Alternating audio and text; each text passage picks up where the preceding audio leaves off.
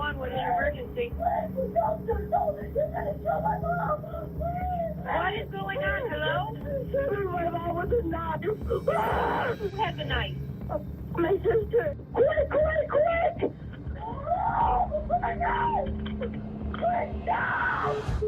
On November 16th, 2012, at approximately 1:15 a.m., 13-year-old Megan Zanella called 911 in a state of shock. She witnessed the horrifying scene of her foster sister, Sabrina Zunich, fatally stabbing her mother, Lisa Knoefel. However, the story takes a shocking turn when Sabrina claims to have no memory of her actions. Recall coming out of the bedroom with a knife in your hand? No. Well, you had a knife. And you stabbed Lisa. I did. Yes, you did. Sabrina masks her guilt with a facade of innocence, but the detectives are on the brink of unraveling the family's dirtiest secret. As damning evidence surfaces, it leads them to the sinister mastermind behind the crime and reveals a motive more shocking than they could have imagined. Does he ever tell you, hey, you can't tell anybody about this? All the time. What did you say in response to that? I would never do that. Tell on him. Lisa put up just a miraculous fight for her life, a literal fight for her life. But there was just no stopping Sabrina. She was determined to kill Lisa, and she did. Sabrina, rather than fleeing the scene, remained there, having sustained several stab wounds herself during the attack. In a state of shock, she was taken to the hospital for treatment. Just 10 hours after the murder, she was brought into the interrogation room where she claimed to have no recollection of the horrific act she had committed. What do you recall? Yesterday, Mm-hmm. getting done with my homework, getting, I don't know, and that's it. Mm-hmm. And going to bed. And we're at home? Mm-hmm. What, anything unusual happen? I don't know. Everything went fine according to what I knew of. Mm-hmm. What happened? Starting from When you got home from school yesterday. Sabrina's attempt to recollect the recent events and claiming of having a normal day leave the detectives rather unimpressed. They were well aware of the narrative she was trying to form. The unoriginal tactic of suspects to feign amnesia after a traumatic event was something the seasoned detectives had experienced countless times. However, it was too early for them to call her out on her facade. So, they resorted to a slower but more effective way to communicate with her in the hopes of a confession. No. I got home, I went to my home. Then we had hamburger helper. And then I went back to doing my homework. Stayed doing my homework till like 1. I went upstairs, no, it was like 12. Went upstairs, tried to go to sleep. I couldn't go to sleep, so I went to go get some Advil. Mm-hmm. Ibuprofen. Because my head hurts, because I have really bad headaches. I don't really feel like it. And after that... Where did you take ibuprofen from? In Kevin's bathroom. That's Where? where it's held. Kevin and Lisa's bedroom. That's where it's held. Kevin and Lisa's bedroom? Okay. Where is it at? Is it actually in a medicine cabinet? Mm-hmm. Okay. Is it on the first shelf, the second shelf, the third shelf?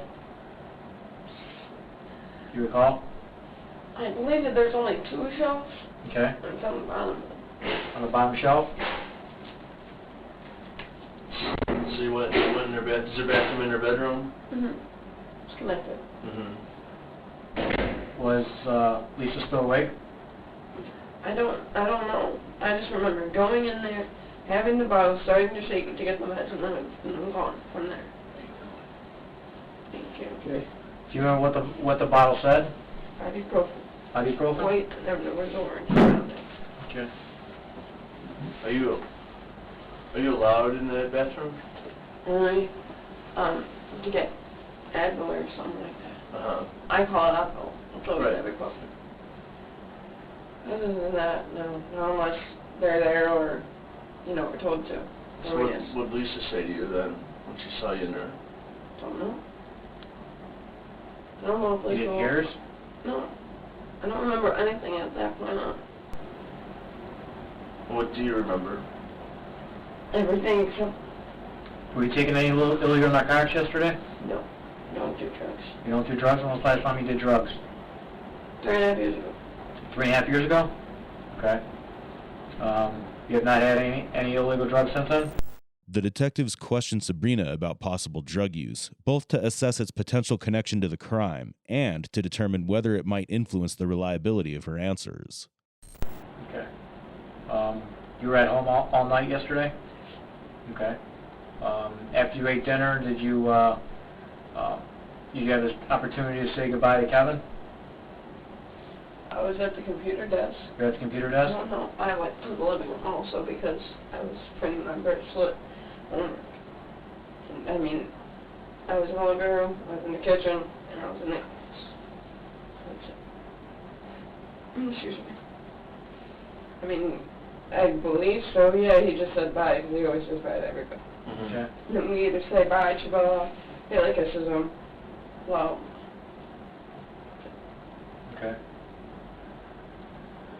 You had an argument or anything with Lisa last night? No. No? Everything was fine. From what Everything's I fine? know. Okay. Have you had these type of issues in the past where you just don't remember things? I'm not positive. I mean, I know I was in my other group homes. When I was in a fight with other people, I blacked out. Mm-hmm. And I don't remember it. Have you ever been checked? What do you mean, the Like psychiatrist? medically? Yeah. Yeah, I go to a psychiatrist. Okay. And you take, Vyvanse and Lamotrigine. okay. And what are those meds for? Yeah, Vyvanse is for ADHD, and Okay. Lamotrigine is for mood stabilizer/anxiety. So it kind of stabilizes your moods? Okay. In a later interview, Sabrina disclosed that she had been diagnosed with ADHD at the age of 4 and also struggled with oppositional defiant disorder, or ODD, anxiety, depression, and bipolar disorder. While these conditions can contribute to memory issues, they do not sufficiently explain Sabrina's claim of having no recollection of the events from the previous night. In fact, these were merely her claims, and there was a possibility of Sabrina trying to have a defense plea of insanity. What do you think happened to your hands? I don't know. I'm just saying that I'm being charged with homicide. Well, we're investigating it. Do you remember blood being all over you? No, but I can see it all over my legs. There's blood all over your face or blood all over your body. That's why you're not in your clothes. Do you remember your clothes? I remember it. It becomes clear that Sabrina is faking memory loss, as she recalls details about everyone else, but claims to draw a blank regarding her actions. A more sinister motive might be at play, and she could try to appear insane to evade the consequences of her actions. When criminals try to fake insanity, memory loss is often used as a tactic to dodge specific details. But what shocked the detectives was the motive behind the murder and the revelation of the mastermind who had planted the idea of insanity in Sabrina's mind. What happened to your hands? I mean, did you see when they were at the hospital what your hands looked like? No. You didn't see it? So you don't know what's wrong with your hands? They obviously been cut because they told me that. They were cut? It's cut pretty bad? 5 stitches. How many? 5. 5 in your, what, right hand? 2 in one and 3 in the other. I don't know which one is 3. Okay. Did you see the stitches? Did you see what they did? No. You have no idea how that could have happened? No. Nothing? Lisa's death was violent, but she managed to inflict defensive wounds on Sabrina in the process. In pursuit of a breakthrough, the detectives inquire about Sabrina's foster father, Kevin Knoefel. What they uncover goes beyond their expectations, exposing the family's darkest secret. How do you get along with Kevin?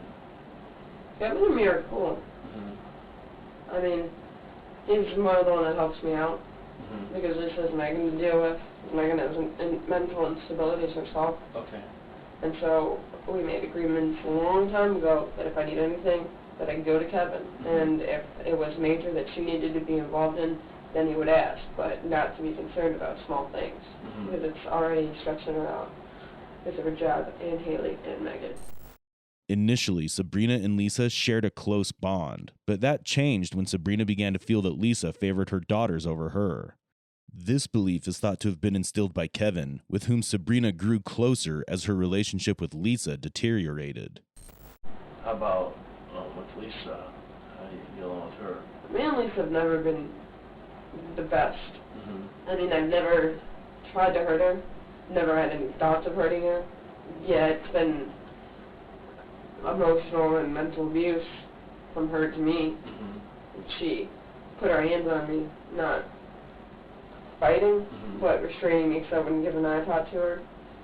And I don't know. I don't know. She never seemed to like me, and she's been wanting me out of the house. By addressing the obvious issue directly, the detectives hope it would help jog her memory and get her into revealing more details. What's your thoughts on how Lisa is not alive now? What? What is your thoughts on that she is not alive? Maybe you didn't understand. That's what we're talking to you about. She didn't kill Lisa. You said that. You should have told me I did it. Yes. But most of that blood was probably hers. That's why we need you to concentrate and think about what happened. Sabrina pretends to be unaware of Lisa's death, but the detectives remain unmoved. Lisa endured the onslaught, suffering 178 stab wounds. Her injuries ranged from numerous defensive wounds on her hands and arms to devastating wounds where the knife was twisted with such force that it severed an artery and even cut through bone. The sheer viciousness of the attack also resulted in the blade itself getting bent. How could Sabrina possibly expect Lisa to survive such an attack?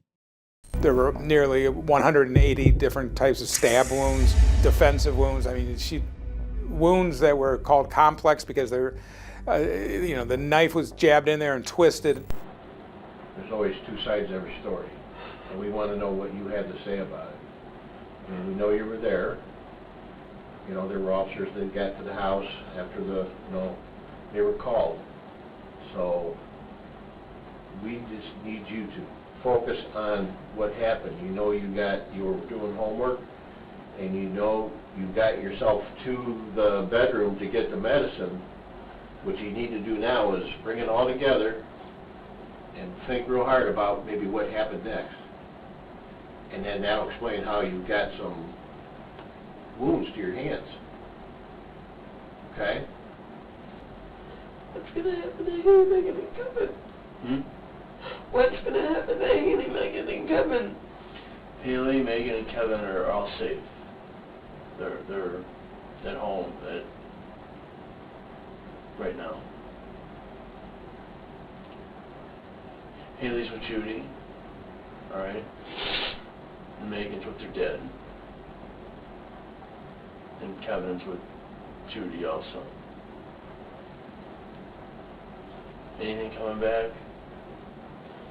No. Recall coming out of the bedroom with a knife in your hand? No. Well, you had a knife. And you stabbed Lisa. I did. Yes, you did. And Megan called the police. That can't be true. Bree, it is. I'm sorry. Through her diminished emotional responses and disorganized thoughts, Sabrina is attempting to frame the events of November 16th as a psychotic episode. However, the detectives see through this futile act and keep the focus on her. I've never been a murderer. We need to know, that's why we're asking you to think about it. We need to know how to help you, okay? And we don't know that until we need to get some facts and find out what's going on. And that'll give us the best course on how to proceed from here and help you, help the family, and go on from there. What do you want me to eat? I don't. Just We don't want you to say anything except the truth, and we just want you to think about it, because something happened by the time you were getting your meds in the bathroom there for your headache. And then one of our police officers arriving. So something happened in between that time, and we're just trying to get to the truth of that and find out what happened. I don't know. This is really dead. Yes, dead. Sorry. I don't believe this. That's why we're here, trying to put it all together. Can I just... Yeah, put something out. Trying to figure out what happened. Okay? We know that you and Lisa had a struggle with a knife. Lisa was stabbed multiple times. Please. Oh, here. Yeah.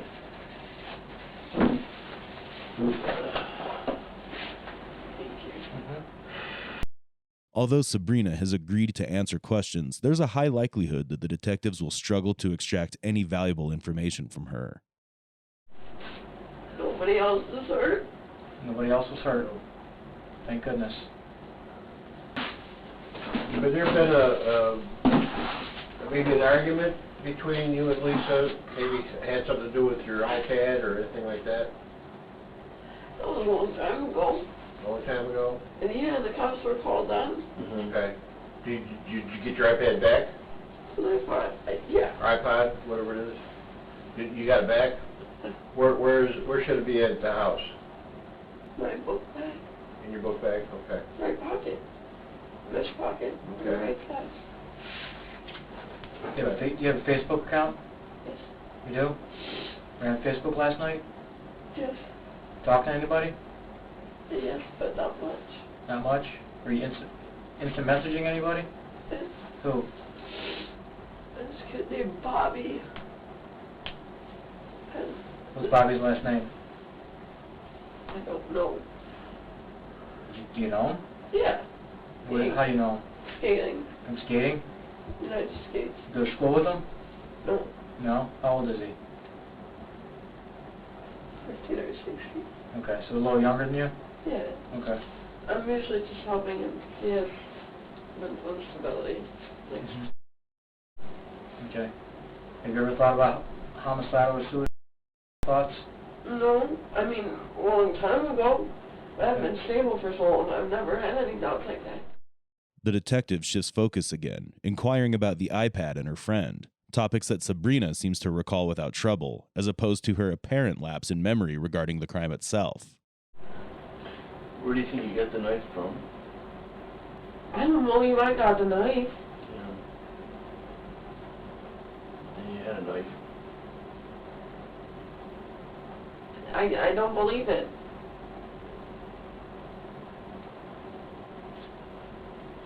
It's true. You remember? When we came to the house, you had the knife in your hand. Are you sure it wasn't self-defense? Yeah. I don't remember. Mm-hmm. But 2 police officers there that saw you with the knife and ordered you to drop it. Did I? Right. Well, yes. Why do you say that so iffy? You did. Well- I said it like that because if they hadn't, you could have been hurt. You threw the knife down and they made you get on the floor and put handcuffs on you. Do you remember any of Do that? you recall that part of it there? The little bit that I recall is being on the floor drooling, and then that's Mhm. it. You remember Megan coming in? No. No? Remember Haley coming in? Megan and Haley were both there? Mm-hmm. Yep. Look, you're saying everything. So, what you're saying is true. You're telling me Haley and Megan saw me, or her mother? Mm-hmm. Mm-hmm. Correct. Nobody needs to see that. No. You're right. Right. I mean, it's just between you and Lisa. Nobody else should have seen that. No. I'm sorry. It's okay. Ow! Well, What's wrong with your shoulder, hon? I think they gave me a tetanus shot. You need to Oh. Sabrina draws attention to the pain in her arm, likely as a way to gain sympathy or deflect further questioning. However, it's nothing more than a tactic to stall. Nothing's coming to... No. remember Megan or Haley saying anything to you? Remember Megan trying to pull you off? Her mom telling you to stop? So they were in there and trying to pull me off of her. Brilliant, it's true. You're right and wrong and truth and a lie. Do you remember any of these things? Nothing except for what I told you. Okay. That's what happened.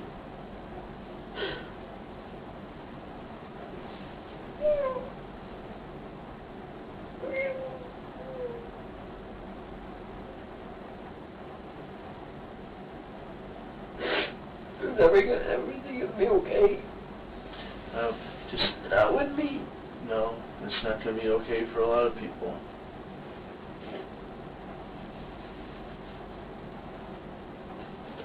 I know some things for sure. I know Megan was yelling at you to stop. Do you recall any of that?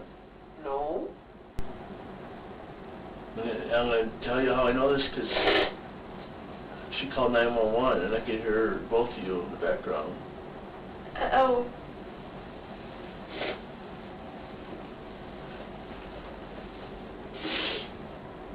Why can't I remember this?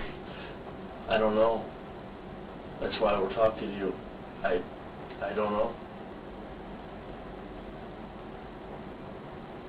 Nothing. You remember it would trigger anything like this? You ever had a situation like this ever? No. I've never. No. You ever sleepwalk before? Yeah. It was my grandma a long time ago. Yeah. What happened then? I was in her bed and I guess I just tried to walk out of the house. Mm-hmm. Just come back and it laid me down. I mean, this is what happened, but you honestly do not remember? You know where the nights are in your house? Yes, but that's only because I either use them to cook or I put away the dishwasher.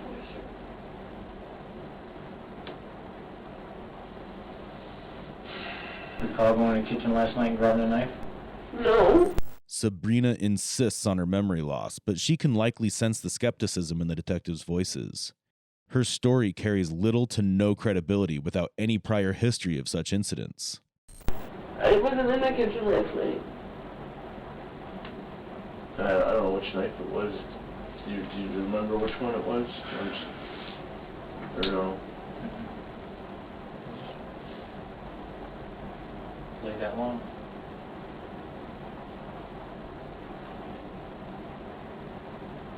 I used that. Do you know that knife? What it looks like. Besides just the length. Black handle? Probably 9 to 12 inches. Very sharp. Does it have ridged edges or does it straight sharp? I believe. Don't recall, to be honest with you.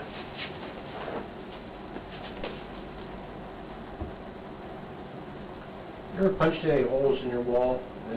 Well, you ever slammed your door open where the door handle? Those were both there from Megan.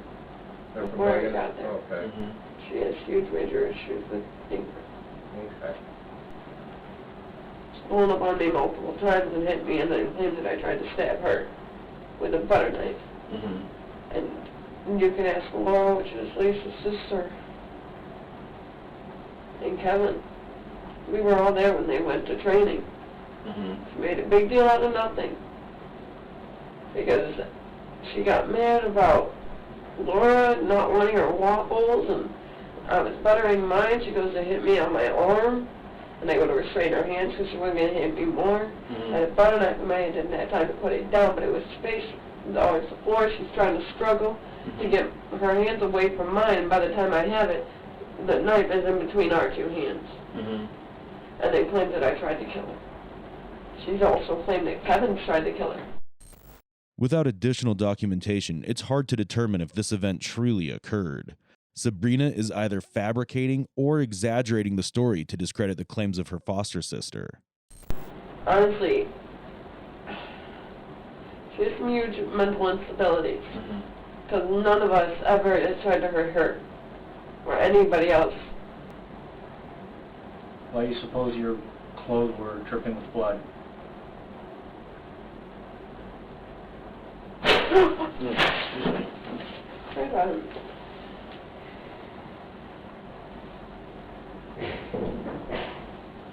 What is that noise?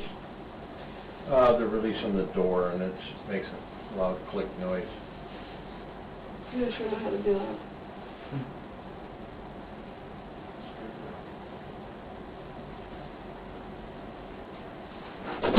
Shoot, I'm sorry.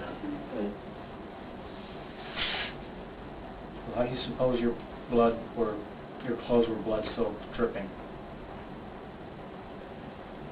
You told me I killed her.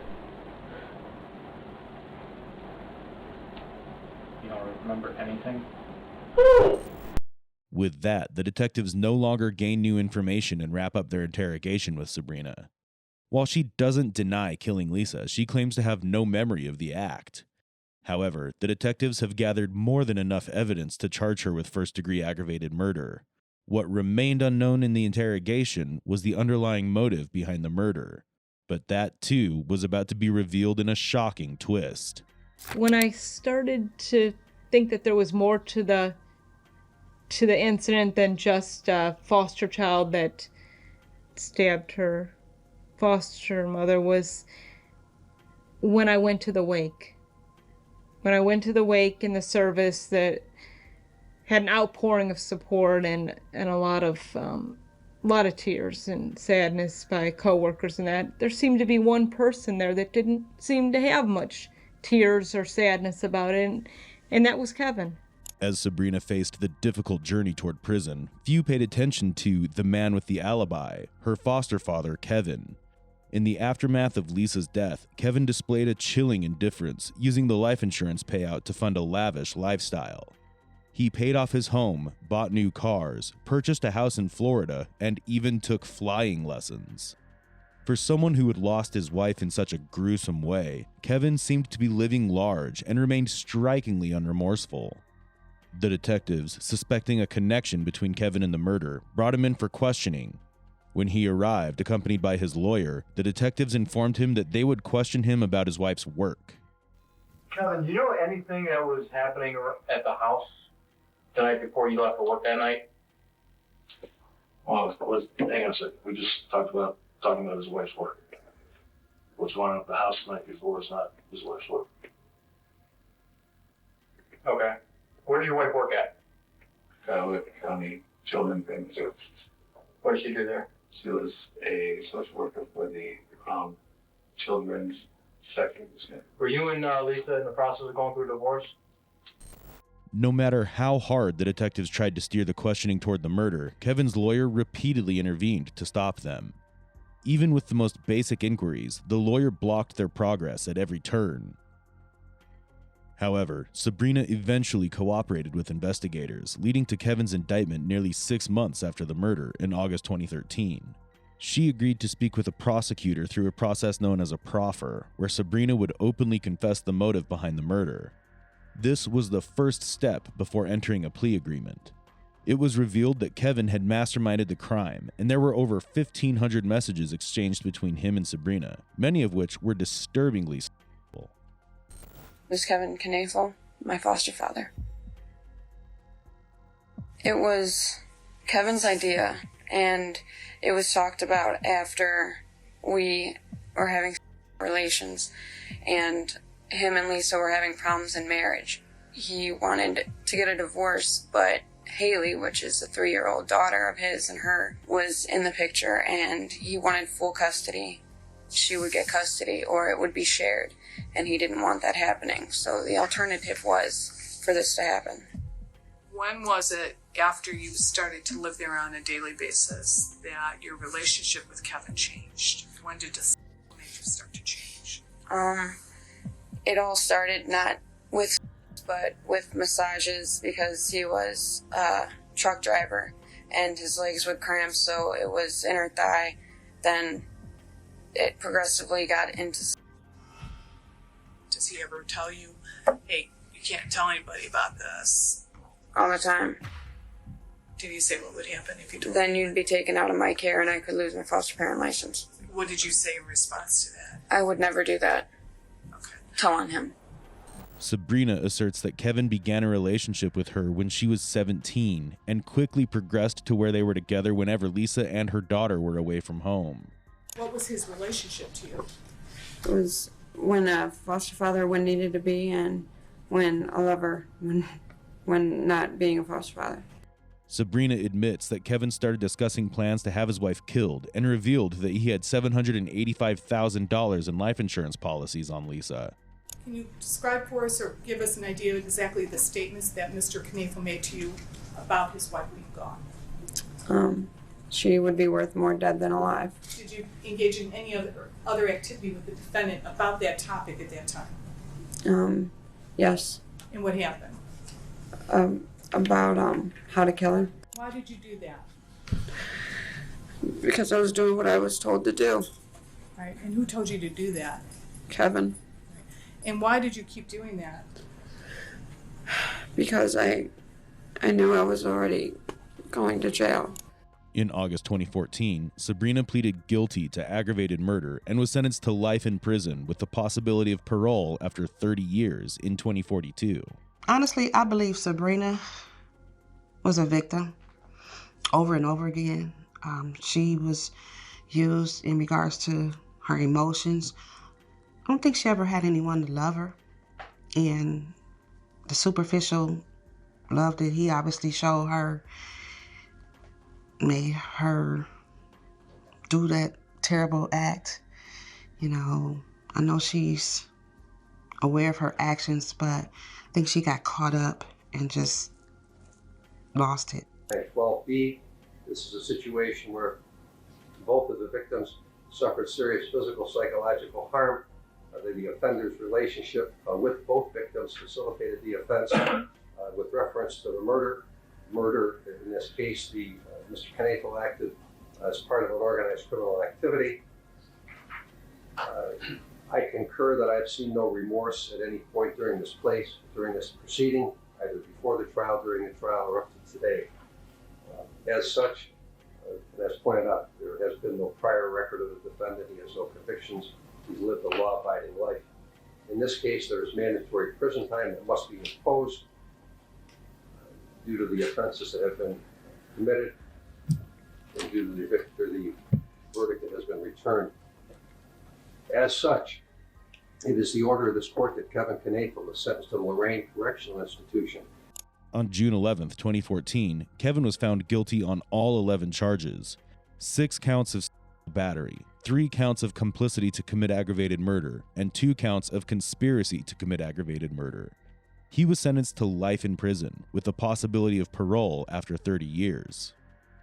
This is 8 years after the initial incident, and I believe I have a different perspective now.